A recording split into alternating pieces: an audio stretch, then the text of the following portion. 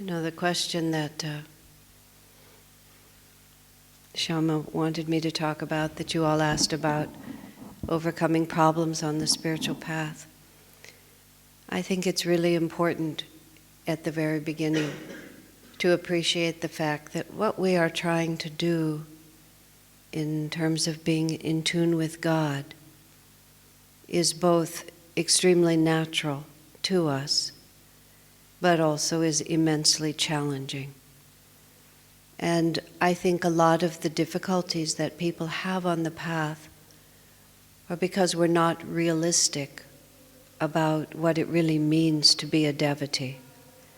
It's a peculiar combination of things that happen on the spiritual path. Because on one hand, there is this extraordinary sense of freedom and joy and positive potential when we understand really what the purpose of life is, or more deeply when we find our particular pathway. Just a few moments ago I was asked, I've been a disciple. It's presented that I'm a lifelong disciple, but it's really my adult life. I didn't start as a child. I wasn't so fortunate. And the question was asked, what difference does it make in my life? Prior to the time that I became a disciple, I had lots of energy, I had lots of capability, I had success, although I was a young person, so it wasn't measured in any real terms, just the kind of success you have when you're in school and young like that. But I was always aware of the fact that I really did not know what life was about. I really did not know how to live correctly, and I really didn't know what was going to happen. And I was always nervous. I actually had manifested in my personality, but I was always nervous. I was always deeply insecure inside myself. A kind of insecurity that there was no basis for it, because people measure the quality of your life by the things that are outside of you. And by the outside measurement, I was quite competent. So my deep-seated insecurity was incomprehensible, and one or two occasions I tried to talk to a counselor or a psychologist about it, but nobody could ever take it seriously because they had no context to understand it. And then I met Swami Kriyananda, and through him I came to know Yoganandaji. I wasn't able to make a direct connection with Yogananda until I met Kriyananda, and it always went through him.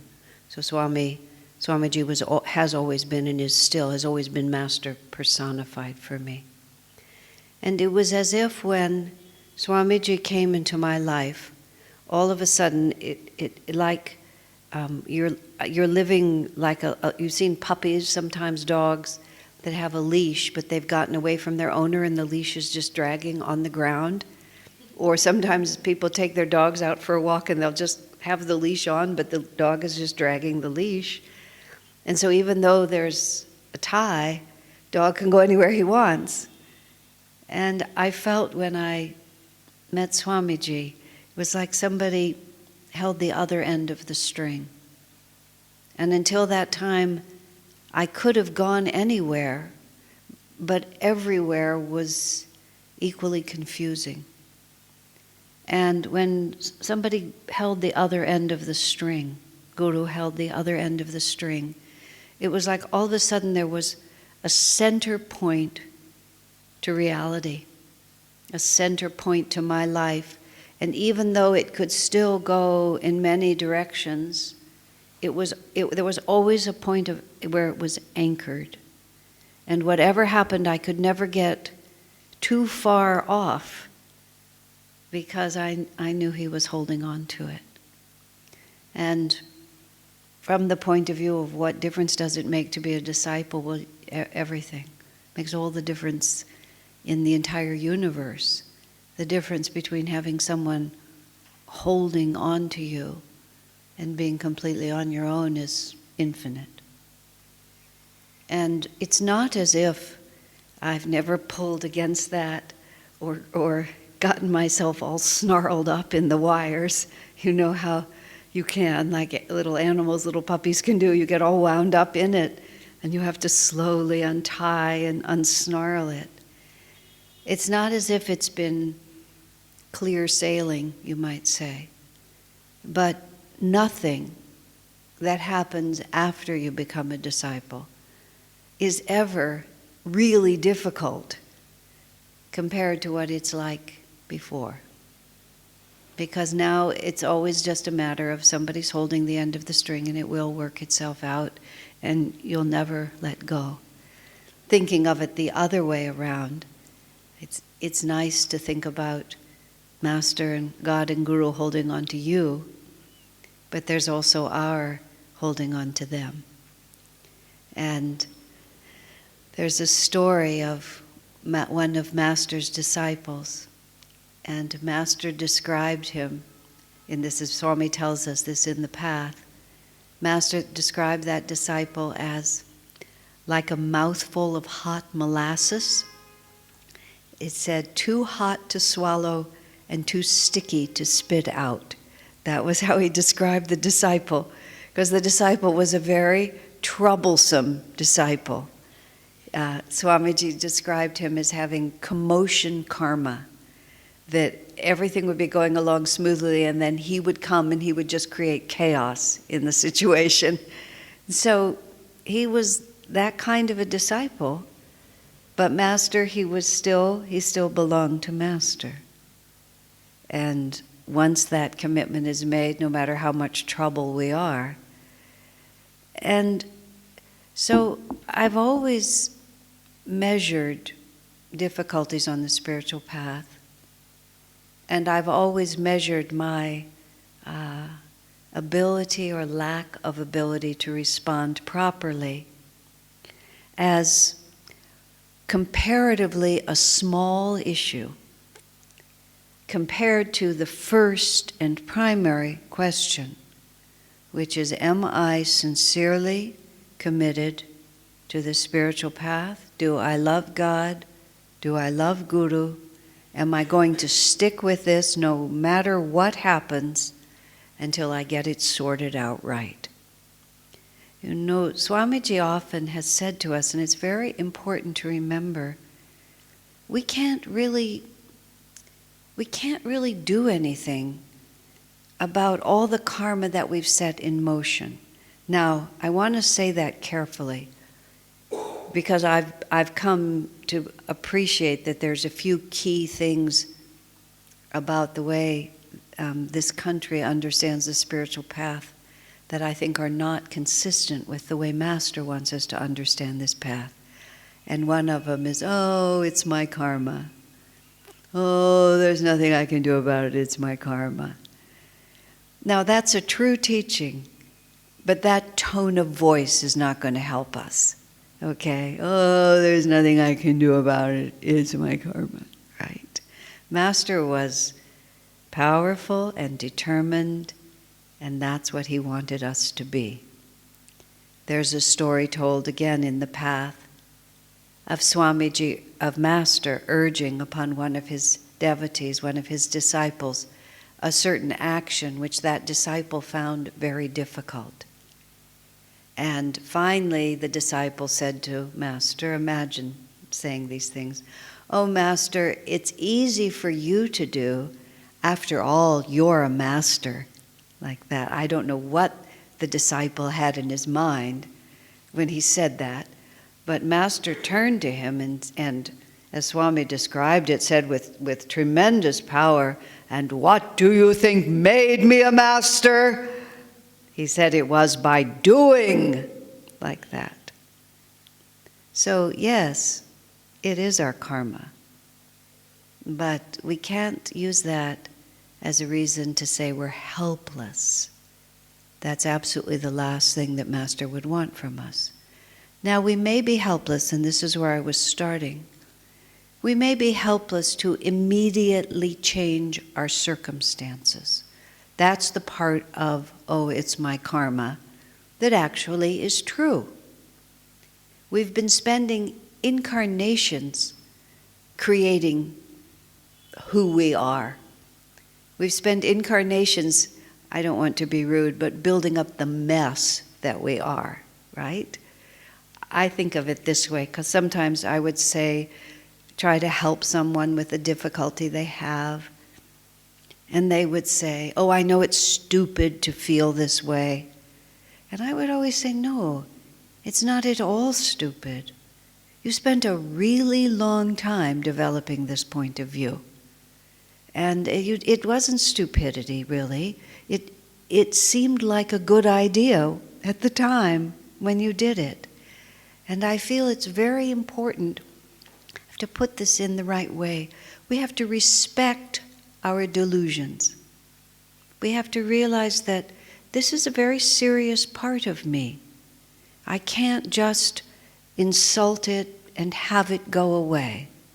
If I have a strong desire for something that I wish I had transcended it, if I'm angry about something and I think it would be nicer if I didn't have that anger, if I'm jealous, if I'm lonely, if I'm restless in my meditations, of course, in a perfect world, we would make a description of ourselves and that's who we would be.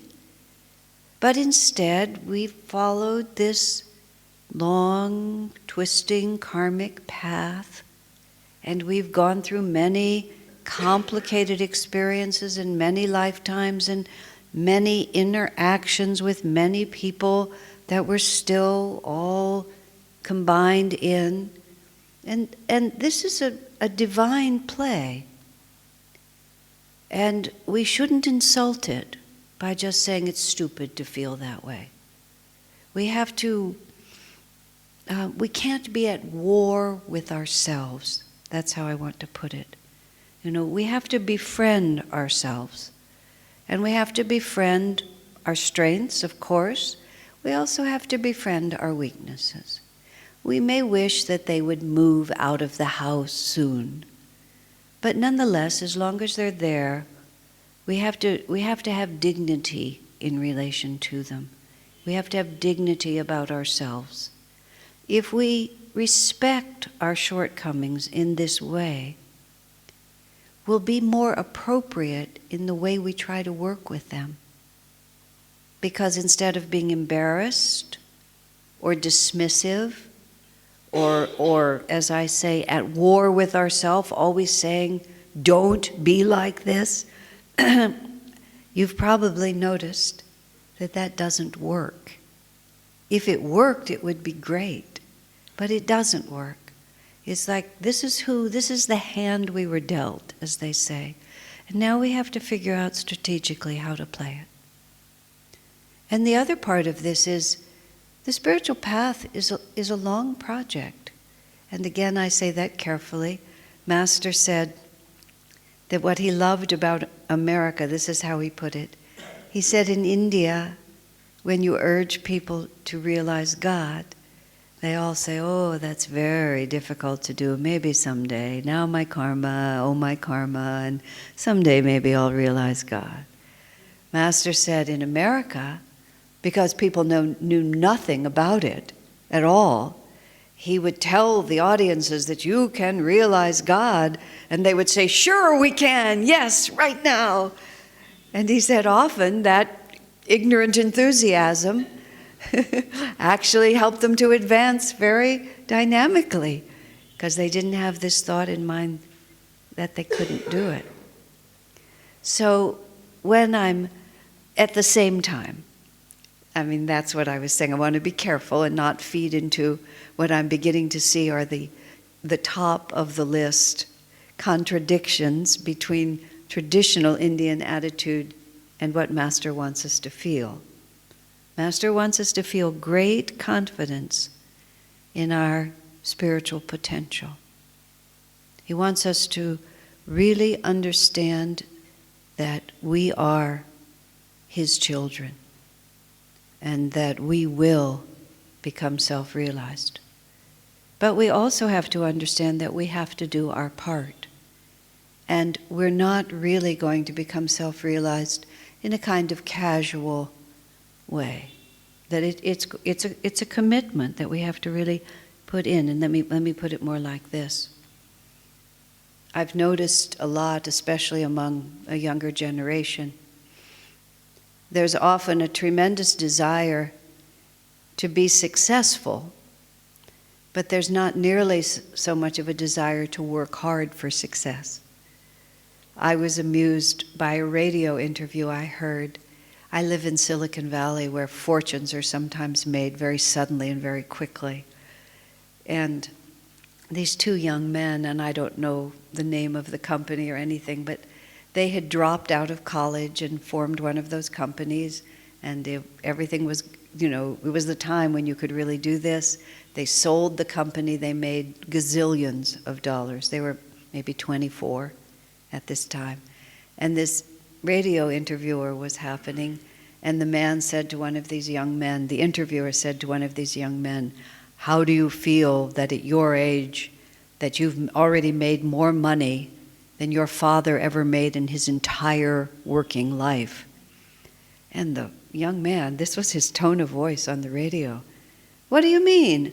I spent 2 years building this company," he said like that. Oh, wow, 2 years of work. It's just like everything being very distorted. So we've spent many lifetimes, imagining that we could live successfully without God. Imagining that just lip service, just a superficial dedication to God realization was enough. I mean, maybe already for many lifetimes we've been serious, but for more lifetimes we haven't been, and that's what we're carrying. That's the confusion that we're carrying around that says, I want God and then I also want this. I want to love everyone, but I'm also so angry about this. I want to be kind, but I don't feel very kind here. I want to be loyal, but I feel also drawn in this direction. And so we have to just realize that this is a big project. But success is absolutely guaranteed. So our lightheartedness about all of this comes from the simple fact that now that we're disciples, you see, all of it is going to go away because someone is holding the other end of the string now. And even if it takes a little while for the thing to unravel itself, and even though we might choke ourselves on the string for a few times, we can be very, very confident. It just doesn't make any difference now. Because everything that happens now is like the other side of the hill. We've reached the hard part. We've gotten to the point where we know what we want, and we know how to get there, and we know what the road is. And now we just have to roll down the other side. It may be a long walk, but it's entirely different than what it took to get to this point. Now, when Swamiji talks about the spiritual path, he had a few, what he called essential attitudes for the devotee. I'm not going to cover all of them. There's a whole course of study. It's called the Spiritual Warrior.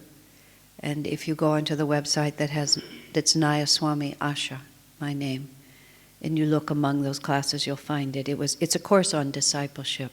It went on for a year and a half, so I'm not going to do it all here. But some of what I'm saying comes out of there if you want to hear more. But Swamiji said the first essential attitude required on the spiritual path is courage.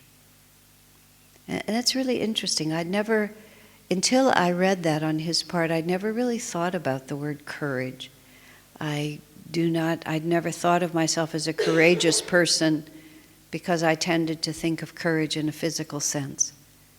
Courage to go rock climbing or, parasailing or scuba diving or various other things that I'm a coward about.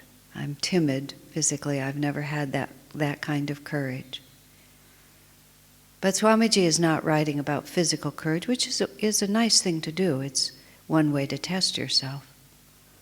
But he's talking about the courage to face and persevere against disappointment and against the inevitable unfolding of whatever karmic challenges are left in front of us. People have sometimes said, and I don't want to perpetuate a myth that I think is a myth, oh, wait till you take Kriya, then your life is really going to get hard. I hear people say, and I laugh. First of all, to imagine that just taking Kriya initiation and doing your first few Kriyas is enough to change your karma, I think is a little bit presumptuous.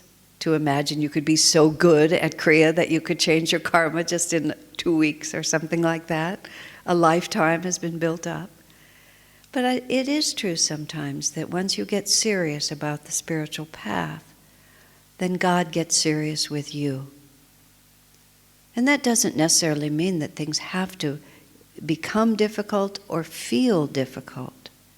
Because one of the things you see that happens when you meditate is that we increase our awareness. Awareness is a very good word on the spiritual path, because it means simply that, our knowledge of reality gets bigger. If we really think about it, everything about life that we consider progressive is all an expansion of awareness, even from little children. If you've ever raised a baby, there's a point at which the baby is frightened by his own hands, because, babies are just moving around like this, and every so often, from their point of view, this thing flashes across their view, and they'll often become quite agitated because they're not aware of the fact that it's related to them.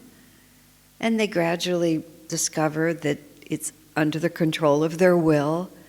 And then, of course, everything that a child learns. I have a friend, he's grown up now. When he was about 2, I went to visit his parents, who are friends of mine, and he was extremely keen. As soon as I got in the house, he had something he really had to show me. And he dragged me upstairs to his room, and there was a bureau there, and he pulled out the drawer, and it was filled with his little socks, among other things. And he pointed to them, and then with absolute total commitment, he said the word, "Socks!" like that. I said, "Yeah, socks?" And then he pushed the drawer shut, and he had this look on his face like, "You are not going to believe this." And then he pulled the drawer open again, and he said, "Socks!" like that. He'd figured out that every time he opened that drawer, there were socks in there. And this was like such a graphic example of he was just becoming aware of his world. He was beginning to discover cause and effect, and that things were in certain places and would always be there. And it was thrilling to him to know this. It seems like nothing to us. I often then think of Swamiji, just watching us all, and people would come to him with these big new understandings, and I think it was the equivalent of opening the drawer and saying, "Socks!" Swamiji, when I meditate, I feel better. I feel that God loves me. Socks, socks. And he would be so kind to us, Yes, of course. And in our progress, though, on the spiritual path, you see, we can't only become aware of one little dimension, because our awareness grows from the inside like an expanding balloon or a seed turning into a tree. And so as our awareness expands, we become aware of everything. And just as when you stand on a mountain, you can see far into the next mountain, you can also look down and perhaps see a valley or a canyon that you didn't know was there. And so part of what happens to us on the spiritual path, we become aware. We become aware of what our own nature is really like. We become aware sometimes of what other people are like that we didn't really know. Maybe people close to us that we admired and we were blind to their faults. Maybe deception that was going on around us that we didn't know about, but we become more sensitive. Just all kinds of things begin to happen. When I used to teach the level 1 classes in our center in California, after a while others started teaching, but for the first years I taught them all myself. At the end of the class series, people would be so enthusiastic about meditation and what they were doing, but I always made the last class why people quit meditating, because it was incomprehensible to them at that point, so I wanted them to understand. There were several points, including lack of satsang, lack of renewing your inspiration. But one of the reasons I really have seen that people stop meditating is because it works, and it begins to work. That sounds odd, doesn't it? But it begins to increase awareness. And sometimes people feel that meditation has therefore created difficulties in their lives, rather than merely revealing them. And creating difficulties in the sense of realizing, well, for example, how far one has to go before one is going to be God realized. How many limitations are going to have to be overcome, or begins to change your relationships with other people. Because as you begin to meditate, your own vibration begins to shift, and you don't really match people or things in your life in the same way you matched them before. If you're very fortunate, people will go with you, but not always. And so all of these things have to be just considered. There's a point on the spiritual path when all of us have to make a firm decision about what is of primary importance to us. Swami Kriyananda has a beautiful image. He says at a certain point you have to put a rock in the river. And instead of flowing with wherever your life was going, you have to put a rock in the river and let life flow around you. You have to decide where you're going to stand. Another way of thinking of it is you reach the end of the tether that Master has the other edge of, and you can go so far and you can't go farther, or else you're stretching it farther than you feel is right. Master, of course, will never let you go, but he might have to let you float for a while if you're not with him enough. In autobiography, in the path rather, there's an exchange between Master and, again, one of his disciples, Señor Cuarón, who was from Mexico. And there was a conversation between Master and this disciple. And Master said, I lost sight of you for a few lifetimes, but I'll never lose sight of you again. And every so often, Señor Cuarón would say to Master, remember your promise. And Master would say, I remember. No, we don't. If we go through that, we can rejoice in coming back. But we have to cooperate with Master. He'll never give up on us, but he may have to let go if we're pulling too hard and insisting on going too far away. Then he waits, and by our own suffering, we come back. Even if it's for a few lifetimes, but we come back.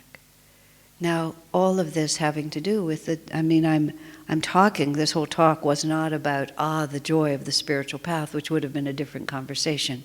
So I don't want this to sound too bleak. But the question that I was asked to speak about was how to deal with the difficulties in your life. The primary simple answer, and I was saying the word courage, and I'll come back to it, is don't take them too seriously.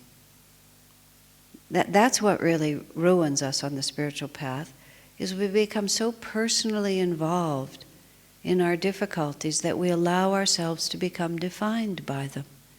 Where God never defines us by our shortcomings, He always defines us by the light that's within us.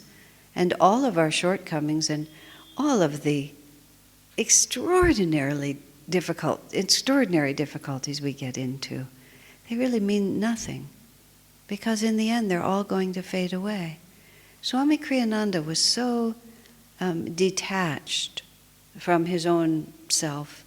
And I know that I can't imagine that you haven't heard him tell some of the stories, one in particular that I know about. He talks about the fact that he was speaking of a Brigu reading he had, talking about his past life, but he was also talking about it from his own superconscious awareness of it. He would use the Brigu to explain it, but he knew it himself. Oh yes, he said, and he quoted Brigu, that he had shanti in his vrittis, which meant that all his vrittis were at peace, which means there was everything was resolved. That's what that really means. You know, yoga is the neutralization of the whirlpools in the chakras. So that's divine union. Swami just said that must mean that I had sabbakalpa samadhi. It was a very high state. He said, but I argued with my guru and I fell from that state. And it's taken me a while to come back from it. And he would just say that. So he said that many times over the years, many times. He would just say it just as casually as I'm saying it. You know, there wasn't any angst about it. There wasn't any embarrassment. There was no, what a stupid thing to have done. It was just, well, these things happen. And then we recover from them, and then we go on. And I always have felt that it's bad enough to have difficulties in our life, whether those difficulties are within our own consciousness, where we have wrong attitudes, or we are inadequate in our practices of Kriya, or our meditations are too restless. I mean, fill in the blanks. Believe me, if you're experiencing it, somebody else is experiencing it too. One of the reasons that satsang is so helpful is we get to find out that I'm not the only one who's having this issue. So if you're sincere and it's happening to you, it's just what happens. Just a moment, I lost the thought. Let me find it again. Oh, yes. What we have to realize is that there's two possibilities. One is that karma from the past is playing itself out and making it difficult for us to keep a straight line. And that's unfortunate. But we don't want to make it worse by putting on top of it anger, discouragement, oh, how terrible this is, what a bad devotee I am, why can't I do this, oh, my karma. Because then you see you have two problems.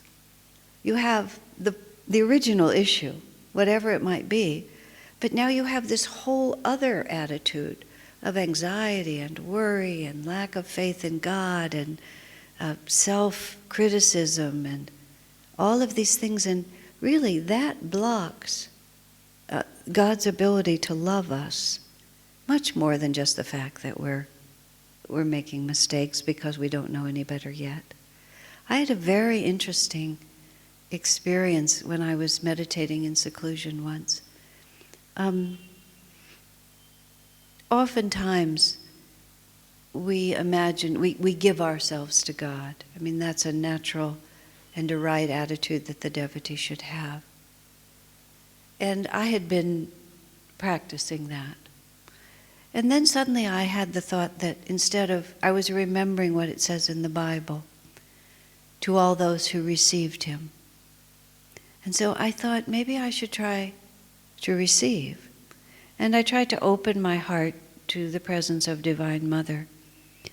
And I guess it was because I was in seclusion, so I was more sensitive than I would be in normal running around life. I could feel that there was this power coming toward me, a power of love and acceptance. And I could feel that there was a barrier in me. There was no difficulty in what was coming to me. It was all there, but I had decided that I wouldn't accept all of it. And I was meditating deeply, trying to feel what that was. And I realized it was all of my self-definition of just holding on to all my limitations and my angers and my shortcomings and all the way I defined myself that separated me from the ability to receive. That's why St. John said that, because you would think all those who receive, then everybody would receive. But he wanted us to understand that it's a question of our receptivity, which is the main reason to pay no attention to your shortcomings. Absolutely none. I was speaking to someone when we were on our way here, and she was expressing concern about inadequacy in certain ways. And I said, you could die at any moment. We don't know. Maybe one of us is carrying a genetic problem in our hearts, and maybe we're going to have 15 more heartbeats, and then that's going to be the last. Whether or not that happens, we all know it could. We really never know when we're going to go into the astral world. A friend of mine, her husband, he seemed strong and healthy. He went out to run, which is what he does. He was running with a friend. He turned to his friend, he said, "Oh, I don't feel so well." He sat down on the curb and went for the astral world, just like that. We all leave at the moment that we're supposed to leave, so it's not about that. I personally love the thought that I might die in the next minute. Not because I want to leave, I love my life, but I love the thought that I might die in the next minute. Because that tells me, what point of view do I want to be holding in that moment? How do I want to feel about myself? Who do I want to think I am? Swamiji tells the story of one of Master's disciples who was in the hospital on his deathbed, and Swamiji went to see him on behalf of Master.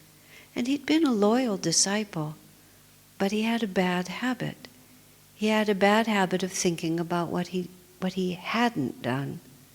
And so there he was in his last hours, his last days, and he was saying, "Oh, I've done so many wrong things in my life." And he was just caught there. And Swamiji went back and told Master. Master looked very sad. He said, I wished that he would not think that way. It wasn't that he hadn't done a lot of wrong things in his life, but he'd also been a disciple. And so whatever comes to us after we're done, or as soon as possible, don't worry so much about the actual attitude. Just add to it the simple phrase, "But I love God, but I seek spiritual salvation, and if you can say it, and I am the disciple of a great master." And therefore, compare the power and the consciousness of the great master to whatever problem you've got. I mean, what kind of an issue can it be? And here's another part of it that I absolutely love this thought, and it's just a fascinating one to think about. An avatar used to be a person in delusion.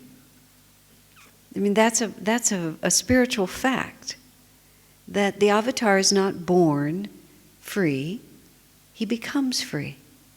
And just like Master said to that reluctant disciple, "What do you think made me a master?"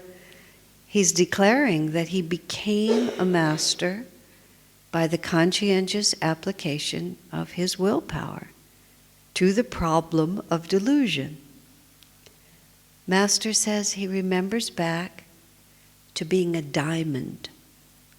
Swamiji has defined crystals, diamonds, and all those kinds of crystals as the dividing line between inanimate and animate, between those things that are unconscious, that are unaware of their individuality and the beginning of awareness.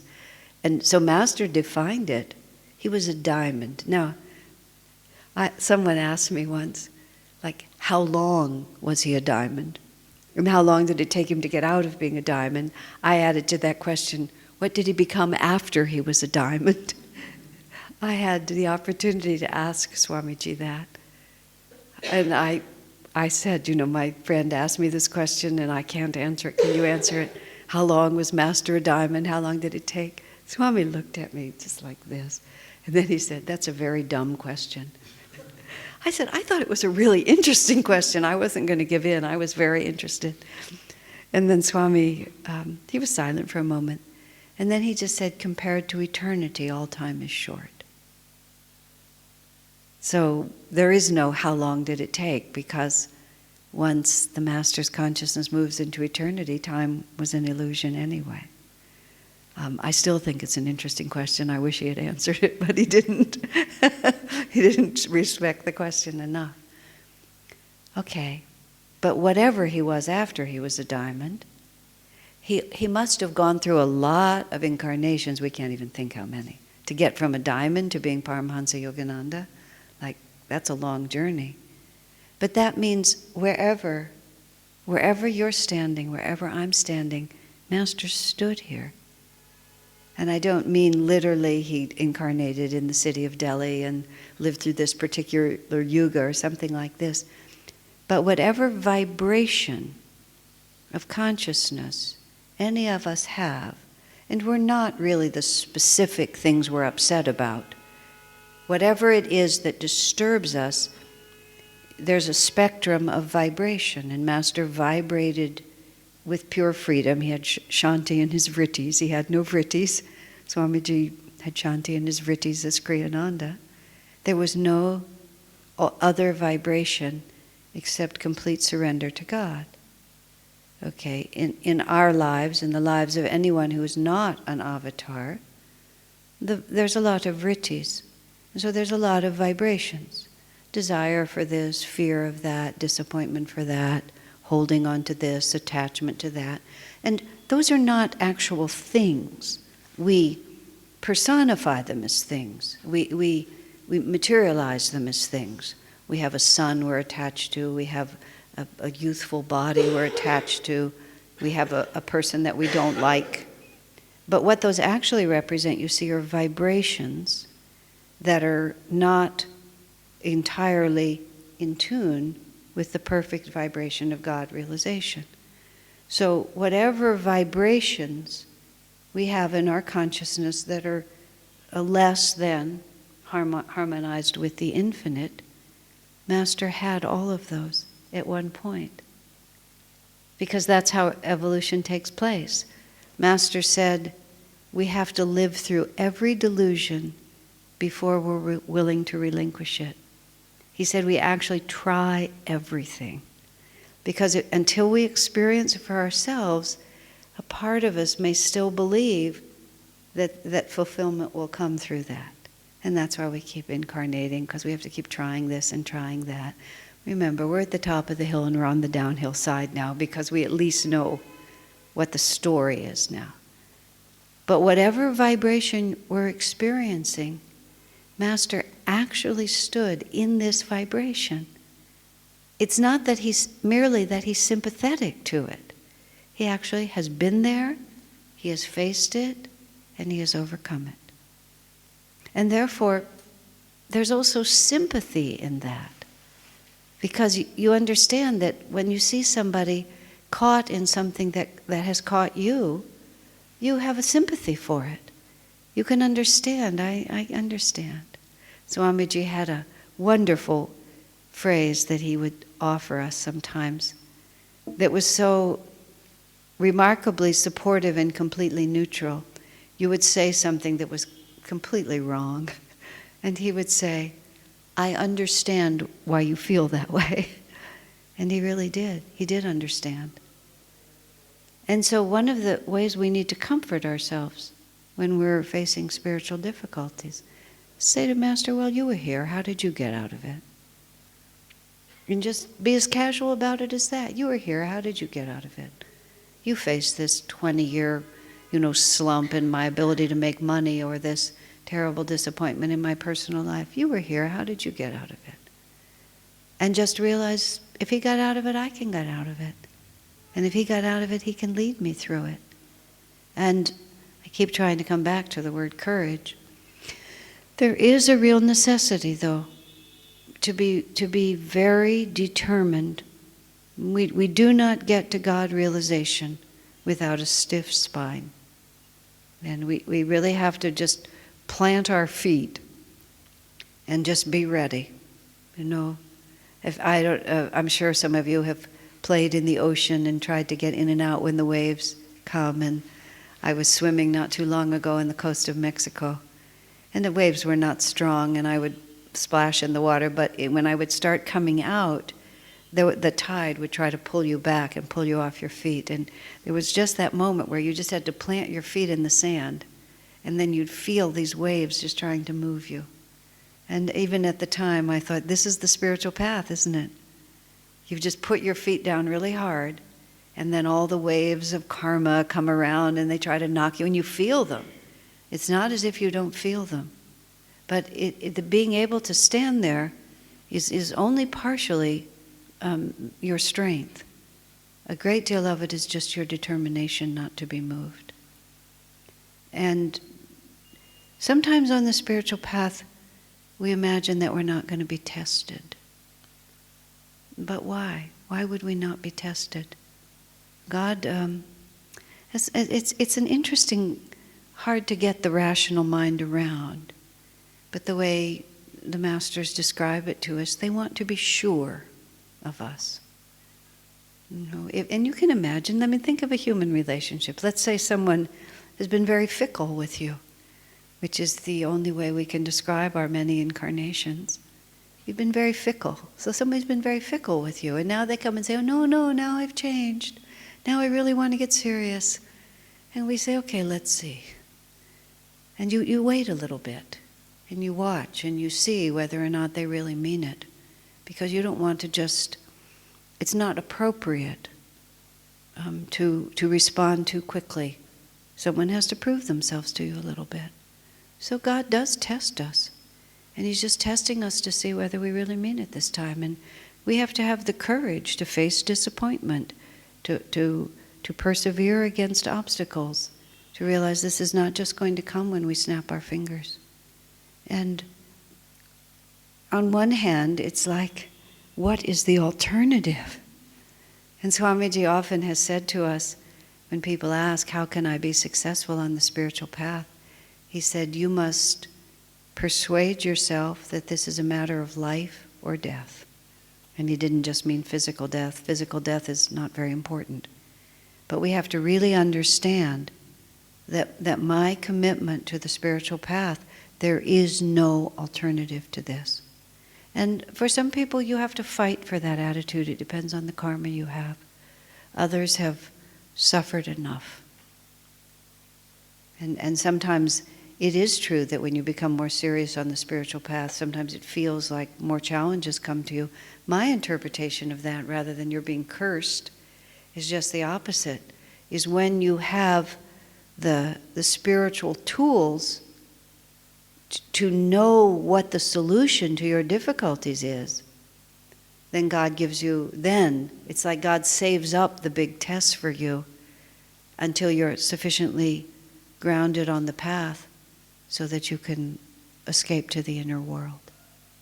And I think that if there is an explanation for the relationship between taking Kriya initiation and having to face a lot of karma, it's that karma waits until you have the power of Kriya to face it.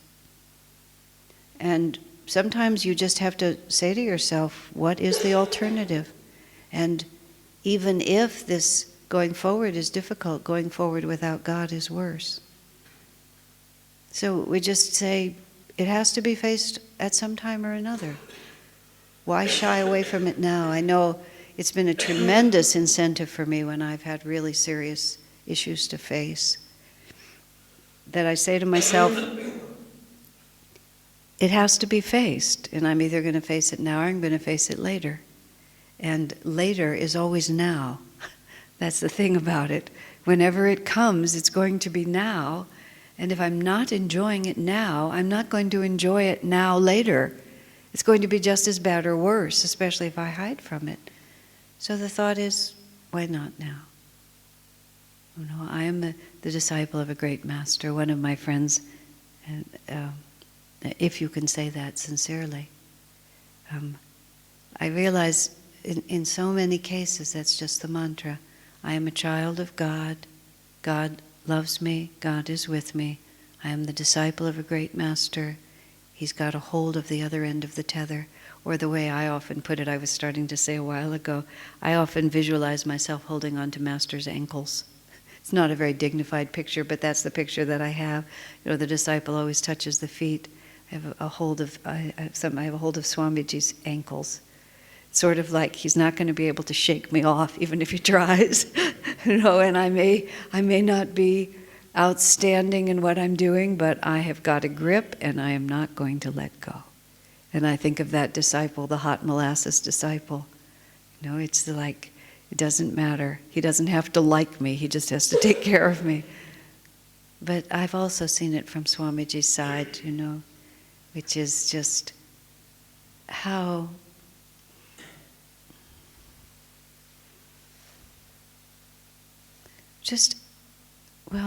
I understand how you feel, Swamiji said.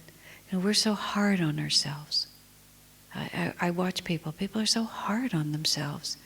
And Swamiji's I've never seen Swami be hard on people. I mean, I've seen him be stern to get someone's attention. But he's never hard with anyone. I understand how you feel. And whatever delusion it is, whatever difficulty you're facing, he just kind of shakes it off. Master was that way with Swamiji. When Swamiji said, I'm struggling with this and struggling with that, Master says, eventually everything goes away. You'll be free. And that's the simple answer. All of our problems are so individualized and so specific, and I was this in my past life, and he was that, and I did this, and then he did that, and then in the next life we did this, and after that we did that, and we're just fascinated, and my horoscope says this, and their horoscope says that, and I mean, it is all interesting. We're so interesting to ourselves, and the story is fascinating. It's much better than any movie. It's amazing. But in the end, it just gets really boring. And you get a certain feeling in yourself that this is just so boring. Here I am again, and whatever the details are, it's like I want bliss and I don't have it, and who cares what took me away from it? Who cares what the details are? I am the disciple of a great master. I've got a hold of his ankle. I am coming out of this, and I am going forward. And that kind of ruthless courage with yourself. Master, oddly, he said, don't be delicate with yourself, be tough. Some of the things he said were a little scary. There's the story he tells about his boyhood friend, who he said this is how Master tells the story. His mother used to beat him. Nowadays, people's sensibility about these things is so enormous. So Master just casually says his mother used to beat him like that. And then one day he was climbing up a tree, remember Master says, and he grabbed the tree and he slid down and he cut his chest and he was bleeding. But his only thing, he says, my ma's really going to beat me if she sees this. Clean it up so she won't see. Just complete disregard for, the pain of it. And then he said, be tough like that. He even said, this is also very controversial, but he said, don't coddle your children. Don't always put a sweater on them when they're cold. Don't always feed them when they're hungry. He didn't really mean to abuse them. But don't raise them to think that every little difficulty has to be taken care of. Raise them to realize, I have strength within myself. I don't have to always just collapse in the face of problems. And that's the kind of courage we have to build within ourselves. Yes, of course, I'm going to have to climb a mountain. I've always really liked stories of enormous effort. I guess it's because I don't have that characteristic, and I'm finally tired of them. I've read so many high mountain expedition stories. They're freezing on the halfway up Mount Everest, and they're frostbite on their hands, and they lose their gloves, and the rope is, and you're just unimaginable physical effort. And then they just keep going forward. But I know why I read a lot of those things. I'm never going to climb Mount Everest. But I need to understand what it is to be a little bit tough. And that also, you have to just have that on the spiritual path. It's not for sissies. Swamiji used to tell us all the time about how when he would go to the dentist, he would never take Novocaine. And he would tell us sometimes these horrific stories of root canals and extractions and nerves, dental the nerves of the teeth being pulled out by the dentist, all without any, I can hardly hear the stories. They just make me so anxious. And I thought for a long time, why does he keep telling us these things? Those of us who knew him for a long time, you know, there he is, he's going to the dentist again and not taking Novocaine, and you just want to cover your ears. Oh, please, don't describe it to me again. But I finally realized, you know, that's, it's actually biblical. Jesus says when someone strikes you on one cheek, turn to him the other also. Now that can be non-violence. But it's also saying, when karma comes that you think is hard, don't shrink back from it, step into it. If I'm going to be hit on one side of the face, then just offer the other side of the face. Like, what do I have to fear? If life wants to give me difficulties, I'll take them both. Just like that. So Swamiji, not having enough to deal with in his life, I guess, would just go to the dentist and take the dentist. Like that. And I can't. I tried it once and it was awful. I tried it for one little filling and I'll never do it again. I just can't. But I've tried to take that attitude. Okay, you know, I've had a deep disappointment. I'm terribly embarrassed by something really stupid I did that everyone knows about. You know, I completely lost my temper and now I have to face those people again. Write your own story. I'm utterly heartbroken because something I deeply desired is never going to come to me. I think, okay, we'll be a little tough here. It's not that I don't know what it is, not that I'm pretending it's not happening, but it's all right. You know, I am the disciple of a great master. He has a hold of the other tether, and all I need to do is keep going. And at the end of that, all of this will just be nothing. We had a satsang with Swamiji once. In the very early years of Ananda, it was 1972, 73. His house was just one room at that point, and that room was half the size of this, probably half the size. The living room was even a little less. So the group wasn't much bigger than this one. That was like 100% of Ananda fit into that little space. That was all we were. One group in one place, period. No international, no nothing. We were there, and it was a very, very, very deep experience. Swamiji went into some altered state, and he was just there for the whole time. And we were in this tiny house in the middle of the woods, miles from anywhere. There was just no reality except being with him. And afterwards, he sort of looked out at the group, and you could tell that whatever he was seeing, it was not what it looked like to the rest of us. He was seeing another reality. And he said, when you attain God realization, when moksha comes, when liberation comes, he said, you look back over all those incarnations. He said, and the only thing you remember is those moments when you had a real contact with the divine. He said, and all the rest of it is just a dream, and you see that.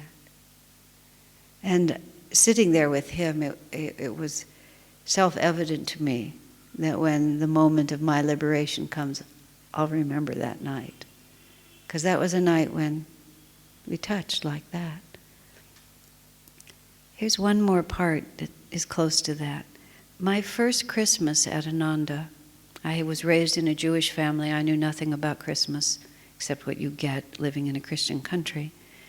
It was the first time I had ever really touched real God communion.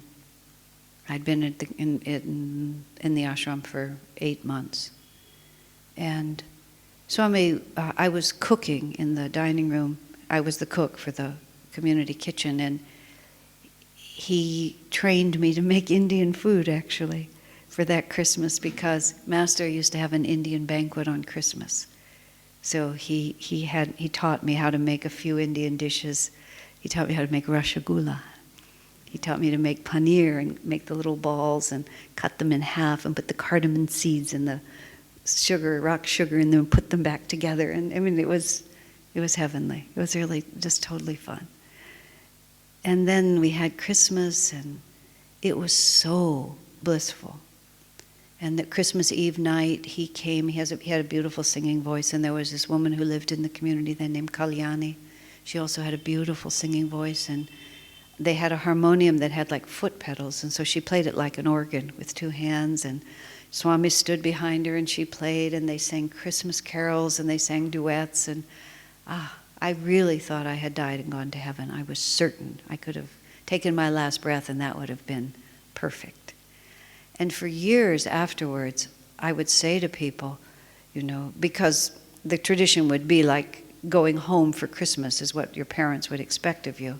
And many of us were young and living away from our parents, and our parents really wanted us to come home for Christmas. And Swamiji said, spend Christmas with your spiritual family, go see your biological family on New Year's, but spend Christmas here. And it was a big conflict for people. And I would say, doesn't matter if they disinherit you, if they never speak to you again, just stay here for Christmas. I talked about that for 6 or 7, 8, 9, 10 years. I would talk about that. Then once I was saying that to someone. And I will backtrack. When I came into the ashram, certain conditions of my life, certain relationships I was very attached to, expectations I had, all just cracked apart. Just like a hammer hitting glass. Pew! Just went like that. And it was very hard on me. It was like, it wasn't going to turn back, but it was still, it hurt my heart a lot. And I was young and I was very emotional. So I expressed my disappointment about things I just cried a lot. And all of a sudden, after talking about this Christmas for everybody, one day, 10 years later, I had this sudden picture in my mind. And that Christmas Eve when Swami was playing with Kalyani, my visual memory of it is that I was watching it at a distance, like I was about as far away as the last row here. And vaguely in my mind, I always wondered why I was so far away from them. Why wasn't I just right up there with everyone else? Well, it was because I was crying. And there was this big oil heater, and there was about a foot behind it, and I had sequestered myself sort of behind the heater, and I had this big wad of tissue. And I was just watching this gorgeous scene, but I was weeping about everything that was happening to me. And then I had this other picture of myself on this stool stirring this big pot, with my right hand stirring the pot and with the left hand blowing my nose and dabbing my eyes like this, making all that wonderful Indian food. I hope they didn't taste it. I didn't cry all Christmas. But there were many moments during that Christmas where there was this huge polarity inside of me between this emotional life that I was living and what my soul was experiencing. And it was amazing to me. I completely forgot the emotional side of it, the upset side of it. And all I remembered was the divine side. Because the other never really happened. It was just a wave on the ocean. The only thing that actually happened is that I was with my guru, I was learning about the spiritual path, I was experiencing God, and what did it matter what was happening over here? This is the only thing that mattered. It's a very important lesson to keep in mind. Anything that you can remember, where no matter how bad it was, the end of it was good. Just solidly just imprint that on your brain as much as you can, and the next time it waffles, oh yeah, I remember how this ends. This ends beautifully. Everything ends beautifully. That's my definition of faith. Faith is the absolute knowledge that this story has a happy ending. And if I'm not at the happy ending, I'm not at the end of the story. And that's where your courage comes from. It's going to end happy. The whole thing is written by Disney. The prince comes and you live happily ever after. And if you're not there yet, there's another chapter, another exciting chapter, in which finally everything resolves into bliss. So, God bless you. I'm very happy to be here. I like being here. This is a good place. There's a lot of spirit in here. Shama talked about tea and sharing tea and questions. I don't know if we want to adjourn to another spot or if I'm supposed to take questions right here. What should we do? Oops, they're having a conference back there.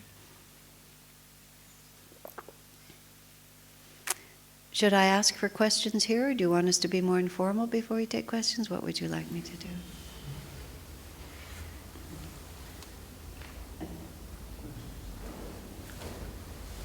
There are questions and of course.